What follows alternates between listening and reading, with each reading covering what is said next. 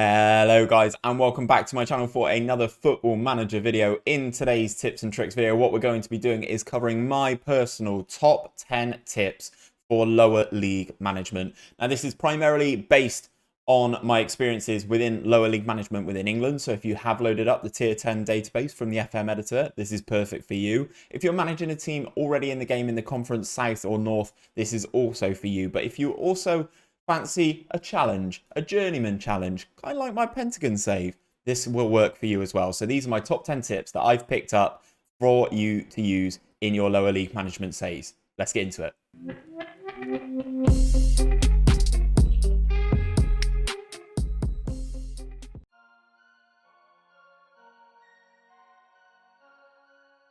So guys, tip number one is to use trials to the best of your ability. I've just loaded up a save here with Bath City, a team that I have a fond relationship with following using them in FM20 as in my starter from the bottom save, which is just an unbelievable save, taking Bath City from the bottom all the way to the top and winning the Champions League with them, which was very impressive, I must say. But yes, first thing off, we have free transfers here. As you can see, I'm in the scouting section. My scout has recommended Danny Coogan. I've got attribute masking on just because that's the way I set up my games. And I want to know a little bit more about him. He's wanted, as I can see here, Chorley, Southport, St Albans, Braintree, Dulwich Hamlet, Tunbridge Angels. So what I do, just offer him a trial. Same with, I can't do it with Tom Beer because he's already at club. But if you go into your player searches and you just go onto here and you say, you know what, I need a I need a goalkeeper. I need a goalkeeper who is unattached. This brings in all the goalkeepers that you can see that are unattached. Just start offering trials out, to be perfectly honest. This is what I do. In here, first of all, if I were doing this, I'd look for names that I recognise. So just on a quick little run through there, I recognise Fabian Spiess. He was at Bristol Rovers whilst I was there for a short period of time. Obviously, I do have attribute masking on. If you guys don't have attribute masking on, you will be able to see a lot more about these players than I currently can. But all you need to do is offer them a trial. So you go into the transfer section, offer them a trial. I usually go for 2-week trials if I can possibly have it. And then you can see Fabian Spiess has been offered a trial and a response will be received shortly. I just basically do this initially for everyone that I recognise. Let's see if I can find another player in here that I actually recognise by name. It was really useful picking out Fabian Spiess so quickly. I can't see any more that are really jumping out at me that are players that I know have played at that sort of level. Let's have a look at this French guy. Do we know anything about the French guy? Nothing.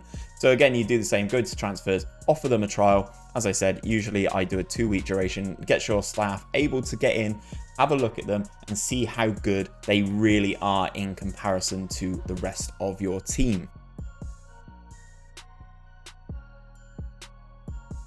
Okay then guys, so tip number 2 is to value current ability over potential ability. I know we can all get bogged down finding that next wonder kid who comes through with these potential 5 stars ratings for the first team, like you can see here on this Bath City, say with Freddie Hines, James Taylor, Tommy Conway and Lucas Tomlinson. I think they're all loans from Bristol City, if I might be mistaken. On loan from Bristol Rovers is Tomlinson. Conway on loan from Bristol City. James Taylor on loan from Bristol City. And Freddie Hines is definitely on loan from Bristol City. So as you can see here, these guys have got 5-star potential ability, with Freddie Hines having a 3.5-star current ability. At the moment, you guys are going to want to get promoted. You're going to want to have the best players in your team as humanly possible, which is why I have certain issues with players like, let's take a look at Callum Watts here. As you can see here, 18 years of age, 2.5-star current ability, so a fairly good rating for the senior team according to the star rating, but has a 5-star potential. Now, in the centre midfield spot, if I take a look at him, he's okay. He's not great.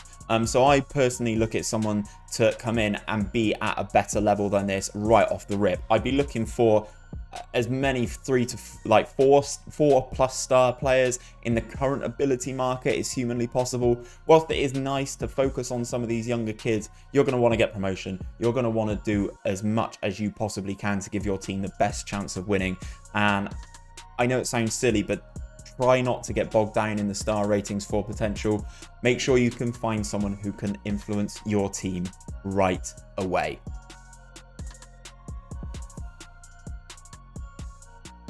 So tip number 3 is that versatility is king. Find yourselves players who can play in multiple positions. This really, really will help the depth of your squad, and you should hopefully be able to cover any of the worst potential injury crises. As you can see here, I've selected Joe Rains here, the right back or centre midfielder from Bath City. But as you can see, he's a natural at right back. He's also a natural at centre midfield, which is great cover there. But you can also see he's accomplished it right wing back, right midfield, and right attacking midfield. Which again gives you that versatility, gives you that squad depth. Whilst he's probably not necessarily a starter, in my opinion, in any of those positions, he's very good for depth. Let's take a look at some of these other players in this squad to see who we've got. We've got Callum Evans here. He is a right back, but also accomplished at CDM, left back and centre mid. Again, this is perfect. Fullbacks are notorious for this, being able to play on both sides. I think it helps you infinitely so that you can see who can play where, basically. The option of being able to play him at right back, but also being able to play him at left back should someone get injured, and then you could play Joe Rains at right back, and then you could move this guy to left back. The ability to be able to do that with your players is absolutely massive. Same with Lucas Tomlinson. If I go on him here, he's a natural across all 3 positions here. Very good positions to be good at as well in this year's Football Manager: attacking midfield left, attacking midfield centre, and attacking midfield right. Versatility is key, guys. Make sure you find these players who can play multiple positions. They don't have to be naturals at those positions, but as long as they are accomplished, that extra depth will really, really help you as you're trying to get promoted.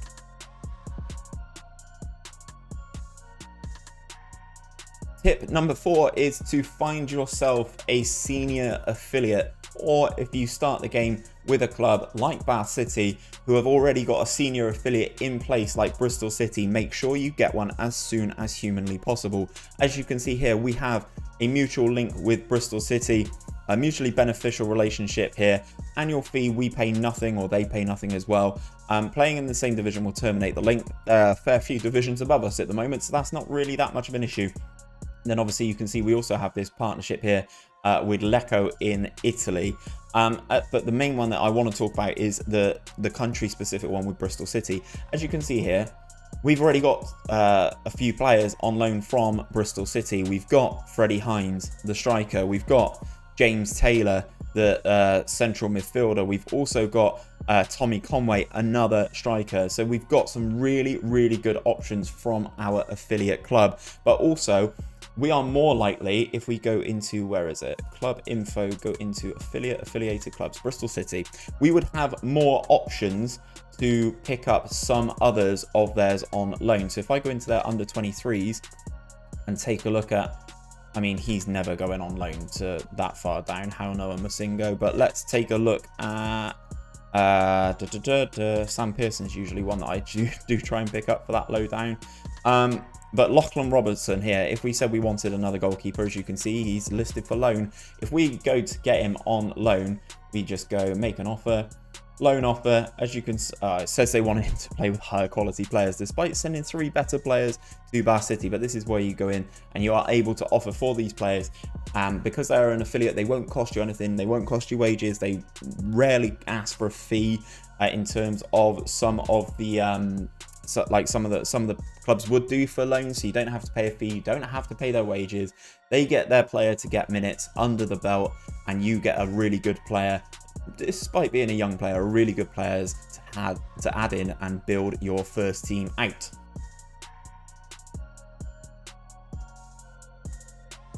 Okay then guys, so we move on to tip number 5, which is getting loans using team reports. Now this is kind of a 2-pronged thing. Not only can you get loans from this way, but you can also take a look at players who are going to have their contracts expiring come the end of the season. This is also a vitally important thing for when you are low down and you're picking up players on free transfers at the end of each season.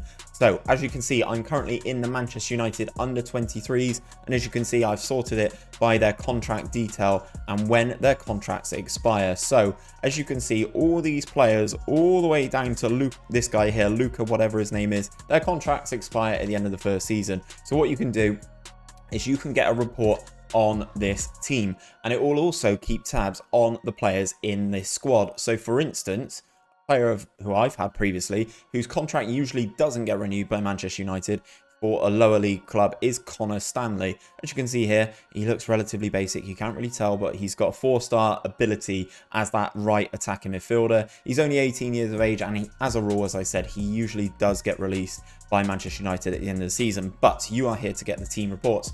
So you go into team reports here, you go into under 23 squad, you hit the overview button, and you come into here and you click get team report. Ask Jack Davidson to compile a team report on Manchester United's under 23s.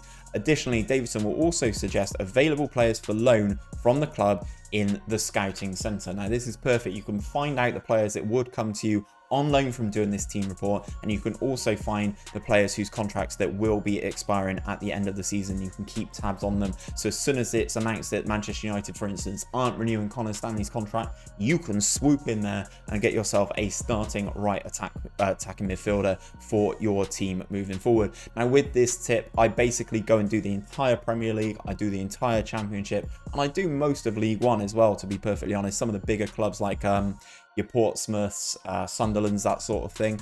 Dive in, make sure you get your team reports on them, and then make sure you can keep tabs on them for things at the end of the season when their contracts expire, guys.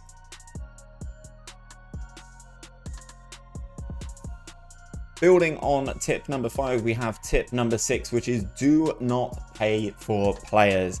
As you can see, if I go into our club vision and if I go into our finances, you can see we currently have a transfer budget of 0, but we also have a wage budget of £6,135 a week, which is, what's that, 500 quid per week shy of what we could spend. We could make a budget adjustment and try and move it into funds, but I never do this. Even when I sell players, I always slide it back across, keep it in wages, and make sure you're picking up people on free transfers. As I just mentioned in the previous tip, with players like Connor Stanley, there are also players all over the country whose contracts will expire at the end of the year. I'm back at Bristol City at the moment in the under 23s. I can see OP Edwards here. It's a really good player for that level as well. He would be exceptional, but is it likely that his contract's going to be renewed at Bristol City?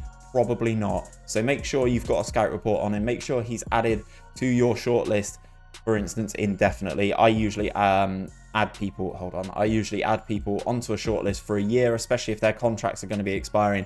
Add them for a year onto your shortlist, and then you'll be kept up to date as to what's happening with their contract situation. Pull the players in for free, and hopefully a couple of years down the line, sell them on for profit, guys.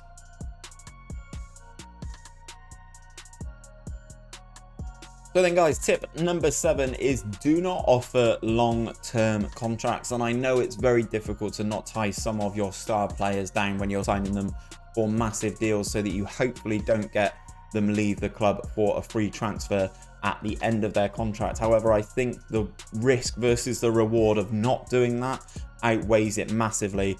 For instance, I've got Tom Smith of Bath City up here. He is a star player. He's a 4-star ball-winning midfielder, box-to-box midfielder, central midfielder. He is very, very good. He is one of the, if not the best player at Bath City right now.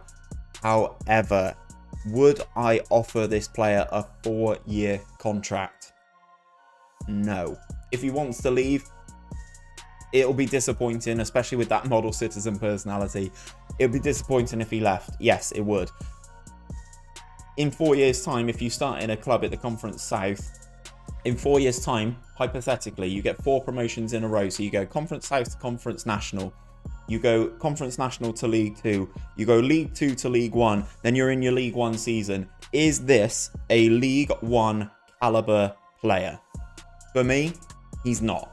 Is he National League North? Not National League North. Is he a National League standard player? Yeah, probably.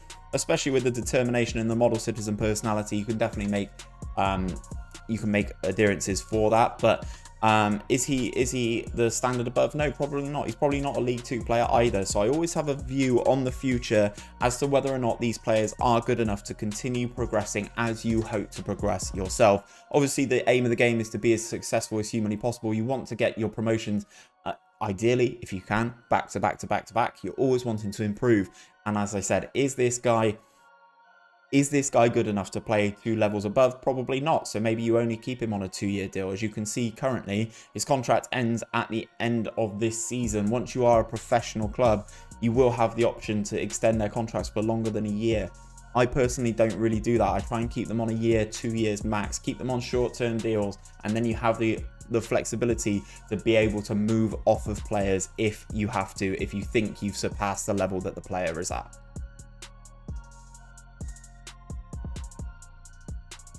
Tip number 8 is something I bang the drum about all the time on stream, so make sure you head over to twitch.tv/HoodGamingUK to check me out on Twitch. I'm currently doing a Glory Hunter save, managing Hertha Berlin, trying to make them the best team in Germany and win the Bundesliga title before moving on to try and win the domestic trophies in England. Obviously, I'm doing Germany, Italy, Spain and France within a 20-year time period, so it is a pretty tough challenge. Make sure you come over and check us out there. But one thing we do have at Hertha Berlin is the best staff in the division, which is something Bath City currently do not have. Obviously, they've got myself as the manager. They've got an assistant manager. Is he good? No. Can you find better? Almost certainly. If you just look at his ability, I look at their ability as coaches. I know it says for an assistant manager they need to know about judging player ability and player potential. I personally don't care about that. I don't think it influences them too much. I'm still the person making the decisions on player ability and player potential. So would I go and probably replace Jim Rollo, the legend that is for Bath City? Yeah, I probably would. Sorry, Jim. And then in terms of their coaches, they got 2 coaches here. This guy, not good.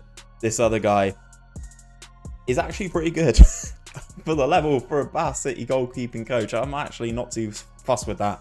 But what I always strive to do, guys, I always strive to have the best staff in the division. So what I would do is I would go into the staff search and I would try and find as many good members of staff as humanly possible. As I mentioned, I want to find a new assistant manager. So we go into coaching, we go into assistant manager, and then it pulls in all the assistant managers here. I will say the view that I'm using right now, guys, is the one from Passion for FM. So make sure I've done a video on how to get these custom views. They are fantastic. They are the ones that I use in my save, and they have the best thing about this for searching for staff is you can sort them by rating. And you can see here we pulled in Frank Sinclair. He looks okay. Is he better than my current assistant manager? Yeah, probably. Is he worth appointing? Probably not. This guy, much more rounded, former under-18s coach at Sheffield United, but you can kind of sort them by ability. And as you can see, this guy's much better. Former coach at Dover Athletic. You can kind of see what I'm going for here. You can manage to turn up the levels of staff pretty quickly using this custom view and this filter. So make sure you check out that video, guys.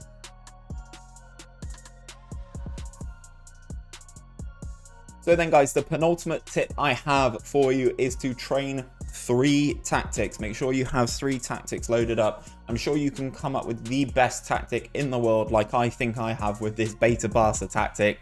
You can come up with what I think is the best tactic. It works really well for me and what I'm trying to achieve in all of my saves. I'm running this. I ran this in the beta period whilst I was using Barcelona. I'm running it on Twitch with Hertha Berlin, and I'm also running it in my Pentagon Challenge on my channel as well.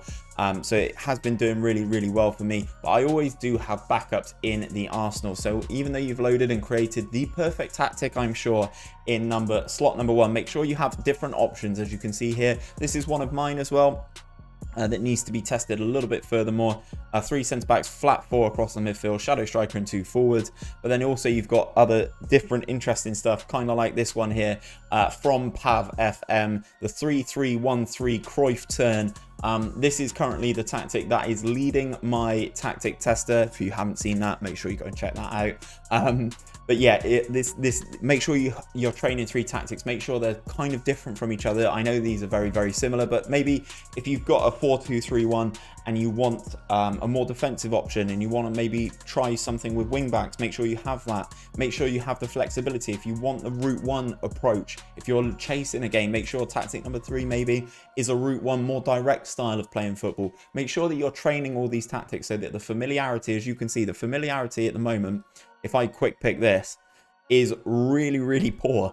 We don't have a very good tactical familiarity with it, so make sure you are training it. Same with this one. Let me quick pick.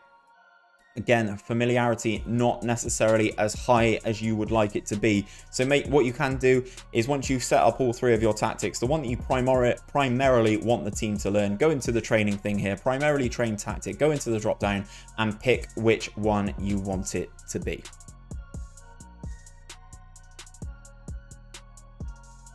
And my final tip, guys, is do not worry about finances too much. Obviously, you have to take into account certain things. If you are hemorrhaging money, then that is an issue. If you are double your wage budget, again, that is an issue. But if you're slightly over your wage budget, so at the moment, as you can see, the wage budget here at Bath City is £6,135 a week.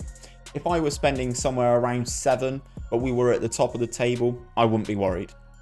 Whilst the overall balance is going to go down, you'd like to hope that the risk versus reward of getting promoted would be ample to avoid getting the sack. As long as you're performing well on the pitch, I've personally found that supporters and also the board don't really mind about the financial situation, because it can always be overturned, especially lower down. If you are doing a tier 10 save and you have a decent run in the FA Cup, everything can change like that. The same with this. If you get promoted, if you're in the conference north or south and you get promoted into the National League, you work your way up, it kind of balances itself out. With the more people that are going to be coming to your games because of the team's success, guys, the better you will do, and ultimately the better your finances will become. I've been operating last year with Bath City, and until we got into the Premier League, we weren't necessarily having a massively positive overall balance until you get that Premier League TV money. So as I said, guys, don't worry about finances too much. If you're slightly over your wage budget and you're going into the red, it doesn't really matter too much, as long as you're not absolutely hemorrhaging money. I'm sure you'll be fine, and I'm sure you won't get the sack.